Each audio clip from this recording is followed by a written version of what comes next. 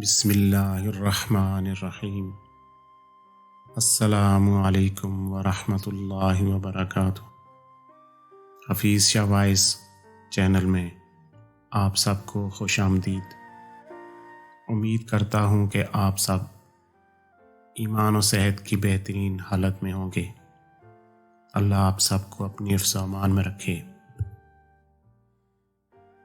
چلتے ہیں آج کی ویڈیو کی طرف۔ کعبہ کی دربانی جاہلیت کے زمانہ میں بھی نہایت عزت کی چیز سمجھی جاتی تھی۔ یہ دربانی قدیم ترین زمانہ سے ایک خاص خاندان میں چلی آ رہی تھی۔ رسول اللہ صلی اللہ علیہ وسلم کے زمانہ میں اس خاندان کے ایک فرد عثمان بن طلحہ کعبہ کے دربان تھے۔ انہی کے پاس کعبہ کی کنجیاں رہتی تھیں۔ بخاری شریف کی روایت ہے کہ ہجرت سے پہلے ایک بار رسول اللہ صلی اللہ علیہ وسلم نے چاہا کہ کعبہ کے اندر داخل ہو کر عبادت کریں۔ آپ نے عثمان بن طلحہ سے کنجی مانگی تاکہ اس کا دروازہ کھول سکیں، مگر عثمان بن طلحہ نے انکار کیا اور آپ کو برا بھلا کہا۔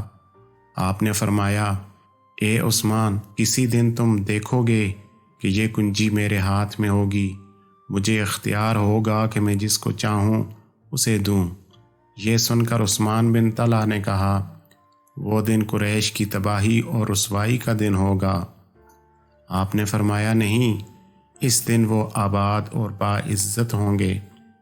اس کے بعد وہ وقت آیا کہ مکہ فتح ہوا اور تمام اختیار رسول اللہ صلی اللہ علیہ وسلم کے ہاتھ میں آ گیا۔ آپ مکہ میں داخل ہوتے ہی سب سے پہلے بیت اللہ گئے۔ آپ نے کعبہ کا 7 بار طواف کیا۔ اس کے بعد آپ نے عثمان بن طلحہ کو بلوایا۔ ایک روایت کے مطابق وہ صلح حدیبیہ اور فتح مکہ کے درمیانی زمانہ میں مسلمان ہو چکے تھے۔ آپ نے ان سے کنجی لی اور دروازہ کھول کر کعبہ کے اندر داخل ہوئے۔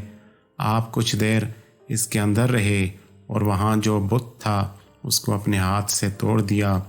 رسول اللہ صلی اللہ علیہ وسلم کعبہ کے باہر نکلے تو آپ کے ہاتھ میں اس کی کنجی تھی اور آپ یہ آیت پڑھ رہے تھے، اللہ تم کو حکم دیتا ہے کہ تم امانتیں اہل امانت کے سپرد کر دو۔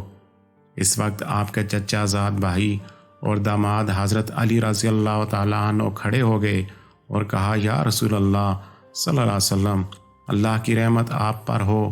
ہم بنو ہاشم کو پہلے سے زائرین کعبہ کو پانی پلانے کی خدمت حاصل ہے، اب کعبہ کی کلید برداری بھی ہم ہی کو دے دیجیے۔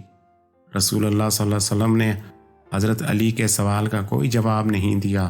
آپ نے فرمایا، عثمان بن طلحہ کہاں ہیں؟ ان کو بلایا گیا۔ آپ نے کعبہ کی کنجی ان کے حوالے کرتے ہوئے کہا، اے عثمان، اپنی کنجی لو، آج وفا اور سلوک کا دن ہے، اس کو لو، یہ تمہارے خاندان میں ہمیشہ موروثی طور پر رہے گی، ظالم کے سوا کوئی بھی تم سے اس کو نہیں چھینے گا۔